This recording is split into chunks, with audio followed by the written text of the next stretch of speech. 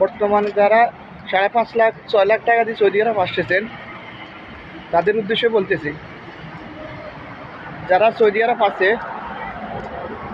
তারা দিন রাত এখন শুধু একটা চিন্তা করতেছে, যারা গত 2-1 বছরের ভিতরে আসছে, যে 5.5 লাখ টাকা যদি আমাদের কাছে থাকতো আমরা দেশে চলে যেতাম। তারা এখন স্বপ্ন 5.5 লাখ টাকা একসাথ করা। তো যারা যারা আসতেছেন খুবই সাবধান, জানি বুঝি আসবেন, সৌদি আরব আসবেন, অবশ্যই আসবেন। কোনো ডেলিকাটারের মাধ্যমে, ইন্টারভিউর মাধ্যমে, ভালো একটা কোম্পানি খোঁজখবর ভালোভাবে নিয়ে, গ্রামের মামতো ভাই, খালতো ভাই, তালতো ভাই অনেক আছে, অনেক স্বপ্ন দেখাইব। এখানে আসলে কাজের অভাব নাই, মার্কেটে আছে, ক্লিনার আছে, অনেক কাজ আছে।